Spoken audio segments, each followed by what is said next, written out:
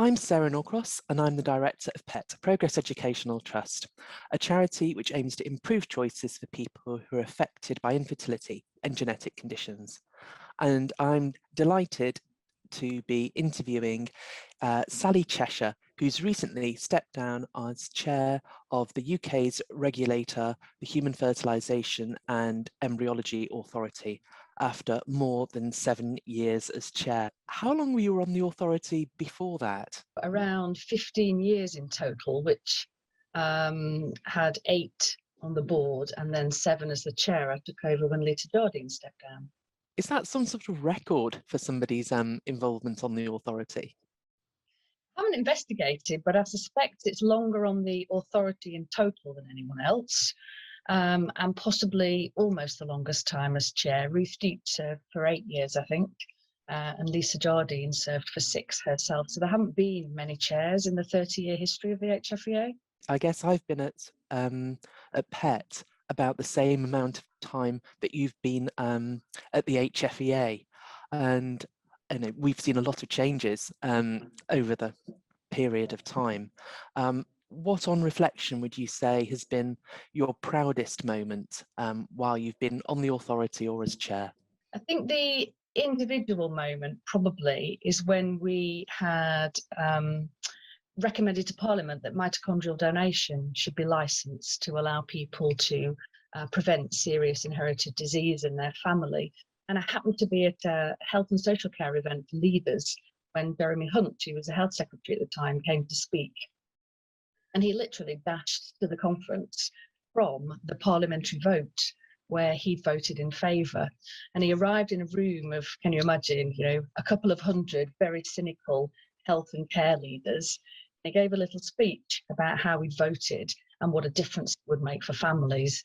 And there was a spontaneous round of applause from that hugely cynical crowd. And I think that brought it home what we do and how, as the regulator, working with the sector and the professional bodies, because it's a very tight sector, now do our best to collaborate in the best interest of patients. And that's a prime example. But I'm proud more generally of 2 very big things. I think putting patients back at the centre of what we do. That was the first annual report when I became chair. That was its title. And I think we've worked collaboratively with all people and with patients to try and serve them best and support them on the really difficult, vulnerable and emotional journey that they go on. And the second is to make sure that that collaboration is used to best effect. I think you achieve things in public service through collaboration. I'm delighted, of course, that you mentioned mitochondrial donation, because it was something that PET campaigned. Well, I was involved in my very first day at PET in discussing that issue. So it was a huge achievement when the votes went through, both in the Commons and the Lords. So I'm pleased that resonated too with you, and your mention of patients leads really nicely on to my next question, which I was going to say, do you think that your experience as a fertility patient influenced your thinking and the HFEA strategy over your period as chair? I think it certainly influenced my thinking and what I wanted to achieve, because there's no doubt, it isn't that clinics didn't think of patients before I became the chair. They've always thought of patients, and I think it's an extraordinarily dedicated sector who really try their best, at the cutting edge of science. This is a life and death case. This isn't a knee operation. These are people's futures and their families' futures, and I think the sector is extraordinarily dedicated. So it wasn't that they didn't care, but sometimes I think with medical and scientific innovation, you forget sometimes that there are humans at the heart of this. So my very first meeting was an authority meeting where a journalist, I think from the Daily Mail, actually sat behind me and, quote, as a public meeting, wrote down everybody's comments and then produced a splash in the media about unelected people presiding over life and death decisions, and they should all be got rid of. That was quite a daunting start in 2006. But actually, reminding clinics and everyone who treats patients, whether they're fertility patients, whether they're coming forward for donation, whether they're people contacting the HFEA to find out more about whether they're donor conceived, for people trying to prevent disease through PDD or mitochondrial donation, and for patients increasingly trying to store their embryos. We try to serve everyone. And I hope that my experiences as a patient, which I have talked about in public, which isn't always the easiest thing to do, have made clinics feel or remember right at the front of their mind when they're delivering the best service they can, that patients really matter. And we've done lots of work around emotional support, particularly before, during, and after treatment, because what patients used to say is sometimes they felt slightly abandoned when things had finished. And I think that's often when you do need care. So we've tried to make sure under my leadership that patients are right back at the centre of things, whatever type of patient you may be. Was there a particular reason why you decided to share your story and experience as a patient? Because you didn't do that at the beginning, I don't think. I think it was something you did while you've been in post for quite some time. I was actually really pleased and quite surprised when at those early meetings, we would go around the table and authority members would introduce themselves.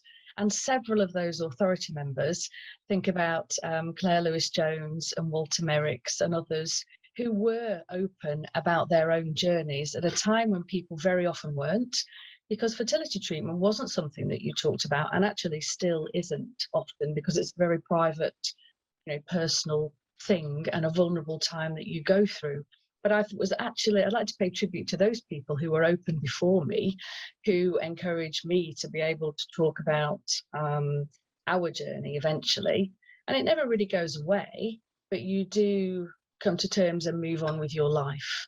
And I think it's at that point that you feel able to share the story. Claire and Walter would be delighted to hear that they were inspiration to you, because they've been inspiration to so many people as well through the work of it was Child when Claire was first involved with it, went on to become Fertility Network UK, and then with Walter with Donor Conception Network. We even have clinicians, people who work in the sector, and people who work for the HFEA and others, because this is a universal phenomenon that people struggle with infertility.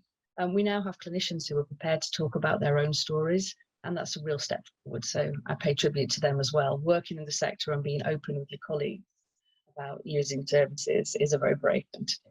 We're always very mindful at PET that when people ask us about our audience, we say, yes, well, we may say, they work in the sector, or they're an academic, or, whatever their job title is. But for all we know, they may well have personal experience of this. And that is why they're attending, not just for their professional interest when they're coming to one of our events or writing for BioNews or something along those lines.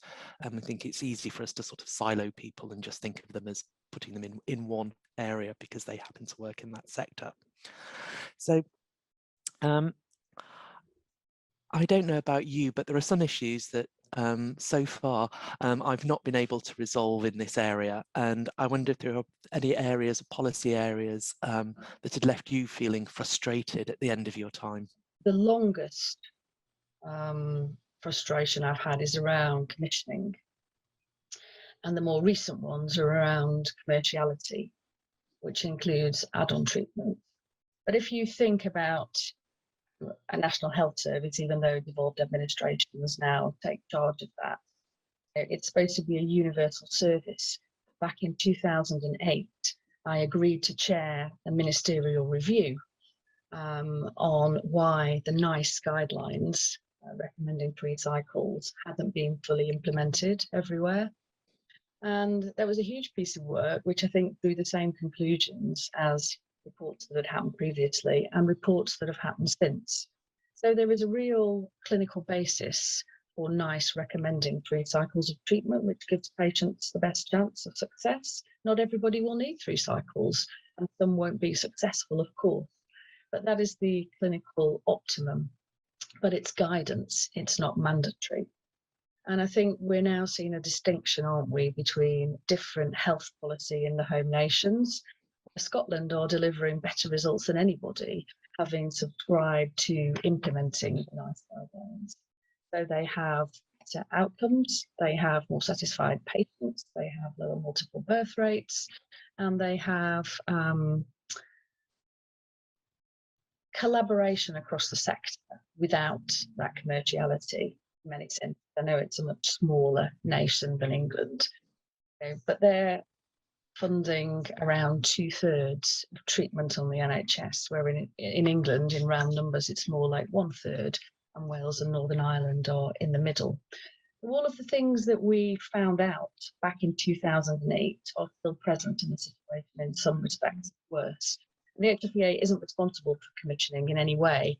Published commissioning guidance to try and help commissioners, particularly in England in recent years. And there was also some work done with a group that Adam Balan led when he was chair of the BFS, working with the department and NHS Improvement. Try and look at the standard costs around an IVF cycle and what a good price would be. And that combination, cost price information and our own commissioning guidance, I think would allow commissioners to take some brave decisions. And I remain frustrated, as I'm sure you do, that hasn't happened. Successive governments have had a chance to do it, and I really hope that one day someone will take the bull by the horns and actually deliver something better in terms of fair and equitable access to treatment. In terms of commerciality, which is the other one, fertility is now a commercial market. In a sense, it's worth billions every year around the world. And I think we don't have any regulatory powers around pricing, or in many cases around regulating add-on treatments, whether they're drugs, whether they're medical processes, whether they're interventions. And I'll work with the Consumer Markets Authority on consumer law, and I'll work with the Advertising Standards Agency, will allow us to work again through collaboration with other bodies to try and have some influence over patients not being exploited commercially. Since stepping down as chair, you gave an interview to The Telegraph in which you suggested that you want the HFEA to have prices for fertility treatment. The Telegraph interview, as many in the sector will know, was supposed to be reflecting on 30 years of the HFEA, our anniversary year, but the journalist clearly wanted to write a story about the pandemic and conflated some quite mild general comments I made into a rather sensationalist story about exploitation during the pandemic, which people will know simply isn't true. What I meant was not that we would have full control over prices, but as you know, we still have the original HFE Act from 1991, albeit slightly amended in 2008. And I think the Act has largely held up against Mary Warnock's principles, but in some ways it's really showing its age. And there are 3 areas that I've talked about in different articles as I've stepped down, and particularly in Clinic Focus, when I left a goodbye message for the sector, which didn't denigrate them like the Telegraph article did, but applauded them for the dedication that they've had with patients. And I talked about 3 different areas. The first is around embedding quality of care in an act which never mentioned quality of care. We've prided ourselves on responsible innovation. So we've allowed permissive development in the sector, but within this really tight legal framework that protects embryos and patients having treatment as far as we can. And I think enshrining responsible innovation and quality of care in the law would allow the HFEA perhaps to have some control over new developments. Why should patients be offered new developments which haven't proved to be effective and safe? And that is happening at the moment. So the second area then is a little bit around pricing, but let's call it commerciality. So there are lots of places where patients are offered extra tests, extra treatments at not cost price. So clinicians tell me that it costs a few pounds, or certainly less than £100 to do a blood test or to provide embryo glue. And we know that patients are paying, several times more than that. That isn't right. But in this competitive and commercial market that we have, it would be nice if the HFEA had a wider range of economic sanctions to be able to take action where we saw unsafe or difficult practices that did actually exploit patients. So we only have a few clunky levers at the moment. We can take a license away or we can close down a clinic. And those powers aren't sufficient in the modern age to have a wider range of tools and techniques to be able to exert regulatory influence, including potentially economic sanctions or regulating prices. Telegraph article talked about it. I said perhaps not exactly. I think work would have to be done on a pricing or costing regime to please all of the players in this and make sure it was a collaborative effort. But it would be good to have that wider range of economic sanctions. And I think the third area is around consent and anonymity. So we talked before about the shame in being a fertility patient. And when the Act first came in all those years ago, fertility clinics weren't allowed to share patients' details with other medical professionals, which of course prevents research into big public health questions. And it would be nice to be able to amend those consent laws so that we could be more open with patients who expect that in today's era. PET has done some events on that, and it seemed to be that no one was arguing that that should stay in place in 2021 because it's the times have changed for the better. But in relation to charges and having some control over the price that clinics charge patients, I would imagine that there would be some perhaps pushback from the sector in relation to that.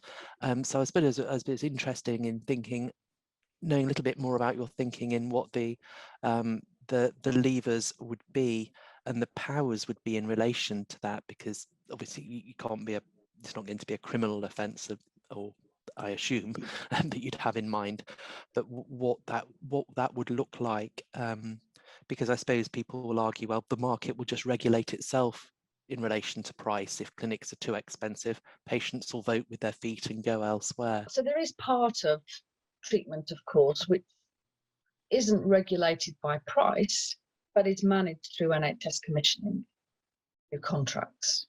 So the NHS pay different prices to different clinics depending on the contract in different areas that they may have negotiated. But there is a lot more equality or similarity in the prices that NHS patients would effectively be funded for. Our guidance also requires all clinics to offer patients a treatment plan. That's been in place for some years. So there are things that we insist on as the regulator. Patients will tell us, we commissioned a national patient survey for the first time back in 2018. And the biggest surprise for patients often was that they paid more than they thought they would. So the costed treatment plan, which is what we're allowed to do, clearly isn't working in some cases. In some cases it is, and in some cases it isn't. And I appreciate that clinics will say they can't always know how many drugs the patient will use and therefore can't provide a wholly accurate cost. But it's the creeping increase that worries me around add-on treatments. And I think we've done a survey of clinic websites. The price varies enormously. And we obviously talk to private sector clinics, we regulate them. And despite the cost of treatment plan, there is a huge variation, sometimes by as much as 2, 3, or even 4 times as much for one cycle in one clinic versus typically a private sector clinic elsewhere. And that can't be right somehow. So if clinics choose not to abide by the generally accepted level of cost that a cycle would incur, and therefore a price, what that regime would look like in terms of transparency and in terms of detail, I think is yet to be decided. We've tried to be as open as possible by giving patients questions that they might want to ask. Fertility Network UK has been really helpful and they're working with us at the moment to provide another set of questions that patients would be able to ask about in terms of adult treatments. But while venture capitalists and other commercial interests have now invested in fertility because it's seen as a good return, patients cannot be the exploited people on the end of that model. And somehow we need to find a collaborative way through with a whole different set of clinics that would allow patients to pay, within a band, for example. You mentioned earlier about the Human Fertilisation and Embryology Act being in need of an update, which was something that came up at a recent PET event on the special status of Mary Warnock. It was discussed quite a lot there. And one of the speakers, Professor Alison Murdoch, suggested that the regulator should now be stripped of all its advisory functions and only retain its executive one. In another part of her speech, she said all patients should be funded on the NHS, which of course I would agree with, but is not going to happen. So the Act comprises statutory powers and advisory powers. We can advise the government, for example, on mitochondrial donation or on different aspects. And the way that those two types of power have worked together over the 30 years has allowed us to forge our way in terms of the HFEA adapting to changes in society or science and making our way through. When we haven't had powers in the Act, we've been able to achieve a lot through collaboration and through advice. And I actually think it's really important that we keep those advisory functions, which allow us to either step back a little bit, to work with other people, to expand the scope of what we do, to work with clinic leaders on changing the culture in the sector. And that is something that you do slowly. It's been a quiet evolution. I think there has been a shift of the HFEA sometimes saying to me many years ago, it's not in our statutory function, that's not, part of our role, to now that issue not having changed, we're talking about the same thing, but actually, no, perhaps there is a way we can think about this and work together. And I do think that is a change that I have seen as well. And I suppose it's the difference as well between being able to sort of grease the wheels and to sort of act as a test bed as well for the government on some of these issues, like when the changes were made around compensation for donation. That regime, as a mix of advice and statutory powers, is respected by all countries around the world. We have people like Australia, New Zealand, Canada, Middle East, other parts of Europe,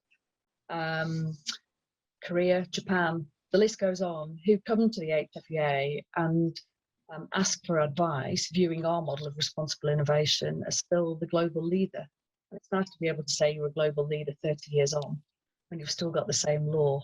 I wanted to sort of touch on your role and your interaction with the media and ask whether that's something that you've enjoyed, because it's obviously once you became chair, dealing with the media is an important part of the role to get the regulators' messages out there. I've always done media in different health and social care roles. It's never been my absolute favourite thing, but I think it's a really good way of being able to get your message across and an opportunity to be able to do that. So if you think back to when you started at PET and I started at the HFEA, the only stories that you ever read in the media about fertility treatment were miracle IVF babies. That was all you ever saw, all horrific disasters, of which really there weren't very many. And I wanted to try and change what we did. So different chairs have talked about aspects of the law, about greater transparency. Lisa Jardine talked about public understanding of science and the communication that she could try and assist with. But I think what I've tried to do is use that opportunity to be able to tell the truth, as it were, and to be able to encourage people to work with us on the really important issues.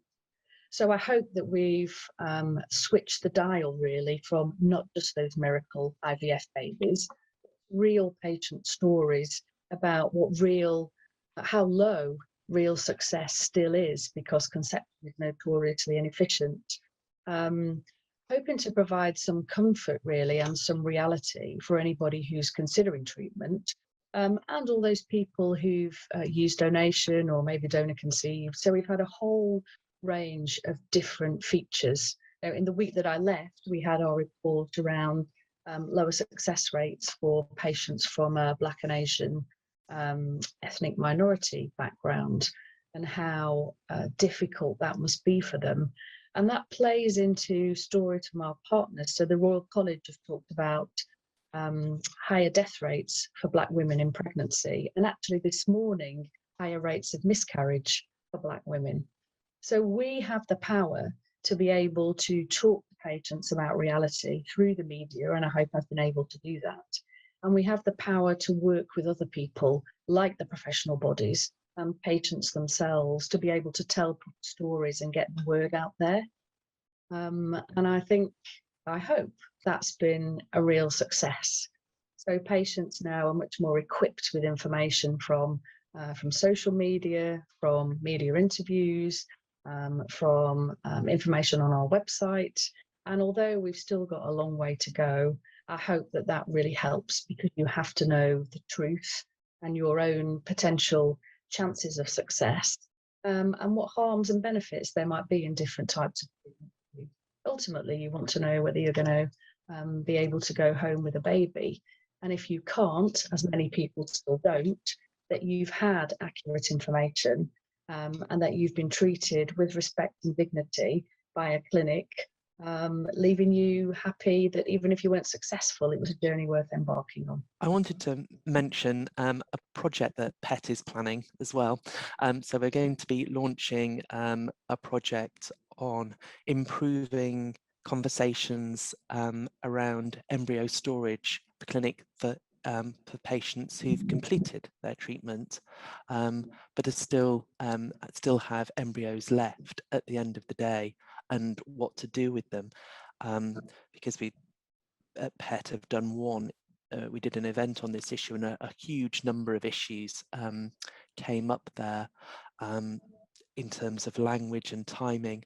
And I suppose it ties in as well to something that you were saying, that the patient involvement with the clinic doesn't just stop necessarily with the end of a treatment cycle. So I was wondering if you've got any views on embryos in storage, and any advice for us going forward with this project. The decision to stop treatment and decide that you have finished is a very difficult one.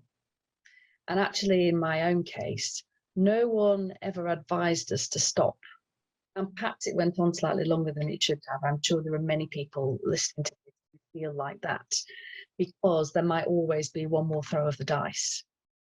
And actually, a good conversation with a supportive clinician, nurse, doctor, embryologist, counsellor, is a really valuable thing that a clinic can provide for you, because finishing your journey is a difficult thing, but actually a very wise decision to take. You just have to make sure it's at the right time for you. So I'm not going to offer any advice to any individual. I think you have to have that debate with you, or with your partner and with your clinic. But we do know that there are embryos left in storage. And what we've encouraged people to do is to think about donating those embryos to research, or potentially, even if you feel that way, thinking about the options of donating your embryos to someone else. But that's a very personal decision, and it's something to discuss with your clinic. We did try to do a survey at the HFEA, look at how clinics invited patients to research and what their different rates were. And they varied from 0 to about 90% of patients who would be willing to support research and donate leftover embryos, or embryos that weren't viable. So that's a huge difference, isn't it? 0 to 90% 2 or 3 years ago. So clinics are clearly not having identical conversations with their patients, or they're not approaching this in the right way. And we'll continue as the regulator to work on that topic. But it's a difficult one. It's a personal decision, isn't it, about the end and what you do with those embryos that you've created in the hope that they will provide a family for you. Once patients have, finished treatment and they know, they've perhaps gone 5 years, say, and they've not used those embryos, but they're still paying the annual storage fee, and they're fortunate enough to, to feel that really they've completed their family, but they can't quite let go of those embryos. But there is no support or mechanism for them to have a conversation. There's nothing that really happens apart from getting, from what we can see, the letter to renew their storage every year. And so perhaps that, depending on how the project goes, that some resources will be created that can be shared, that people can hear either from other patients and what they've decided to do when they've come to that point, or they've wanted to think about it, rather than it just be, an email or a letter that you open and think, oh, I don't want to do this. So it's easier just to pay the money. I think it would be helpful for clinics when someone has finished a cycle, or if they said they're going to go away and think, you put some parameters in the ground then, and to be able to say at that point, we will charge you for annual storage and we will send you letters periodically. This is much more of a decision, and we'd encourage you to think about X, Y, and Z. And I think there is room for clinics to do that as part of the support I mentioned during and after treatment, that says this is one of your options. So without asking clinics to do all of that remotely over many years, I think there is a distinct point at the end of patients' treatment where they could raise those issues. Do you think you might be more outspoken now you're no longer chair and confined by the duties of the office? I don't plan on being any different now I've left, or raising any different points. As I said, I've had hundreds of lovely comments. The odd one, there are always people who'll resist regulation at all points, who decide that I didn't particularly help them at all or achieve anything. But the vast majority of people have been so warm and grateful, perhaps for me being a bit fearless and raising the things that nobody else wanted to say. And I won't change. I'm still the person that I am. I will still fight for the same things. What advice have you given your successor, Julia Chain, and what do you hope she will tackle? You come to a new job, don't you, with your own ideas, and you always want to take the best of what the person before you has achieved and build on it. And I think we all come to a job like that. So, as I said, different HFEA chairs have had something that they feel is really important to them. So Ruth Deach was about the law, Susie Leather was about greater transparency, Lita was about the public understanding of science, and mine has been about reminding ourselves that patients are at the centre of what we do. And Julia, in time, will decide what the particular thing she has that she wants to do over the next few years. So I genuinely hope that she takes the best. She will remain committed to patient care. She said she's excited but daunted by the prospect. But I'm absolutely sure that she will build on everything that I and the rest of the people in the HFEA's 30-year history have built. Good luck in your future endeavours, and I hope our paths will continue to cross over the years. Thanks to you and Sandy and all of your very small team. The HFEA has a small team, but you have a smaller one. We've done lots of work with PET over the years, and it's been much appreciated, the chance to use some of those media opportunities. And I wish you and your colleagues all the very best as well.